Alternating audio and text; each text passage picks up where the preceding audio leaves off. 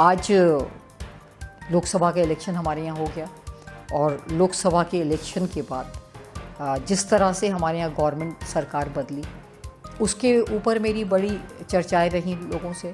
बहुत बड़ा एक मैसेज था ये लोगों से लेने का कि ऐसे क्या हुआ कि अचानक 125 साल पुरानी कांग्रेस, 125 साल पुरानी पार्टी 44 के ऊपर सिमट गई और एक राज्य के मुख्यमंत्री को इतनी बड़ी जीत हासिल हुई।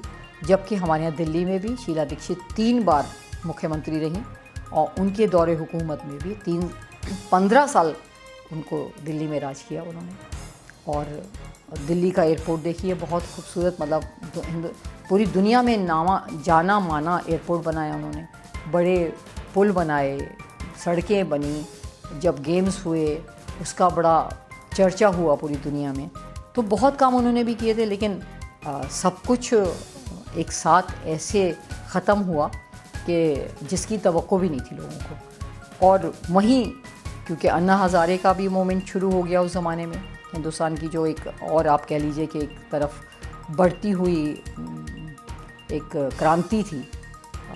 और जैसे हिंदुस्तानियों ने, जैसे भारतवासियों ने, जैसे देशवासियों ने उसकी पजीराई की, कैसे एक आदमी के साथ कितनी दूर दूर से आके लोग झंडा लेके और आगे पीछे चलते थे, कैसे वहाँ पर खाने का इंतज़ाम करते थे। जब ये रामलीला ग्राउंड में ये चला गया पूरा इनकी क्रांति, अन्ना हज़ारे वहाँ बैठ गए, किस तरह से लोगों ने अपना सर्वस्व दे दिया। लेकिन फिर कुछ ऐसा हुआ कि वो हल्के हल्के वो भी बात ख़त्म हो गई। लेकिन फिर उन सब बातों का असर अगर देखा जाए तो वो हमारी पॉलिटिक्स पे यही पड़ा कि लोग उस सरकार से आजिज़ आ चुके थे। उस सरकार में चाहते थे कि वो बदली जाए। यहाँ तक कि अरविंद केजरीवाल, जो अन्ना हज़ारे के साथी थे और जिन्होंने अन्ना हज़ारे के मना करने पे, अन्ना हज़ारे ने कहा कि मैं नहीं जाना चाहूँगा पॉलिटिक्स में।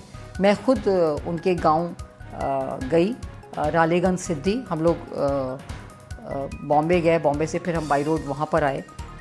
तो रालेगंज सिद्धि में मेरी बहुत देर उनसे इंटरव्यू के तौर पे बातचीत हुई। तो उन्होंने कहा नहीं, मैं नहीं चाहता था कि मैं पॉलिटिक्स में जाऊं, लेकिन बहुत से मेरे साथी जो उस में सम्मिलित थे वो चाहते थे कि नहीं, एक पॉलिटिकल हम दबाव डालने के लिए अपना विंग तैयार करें।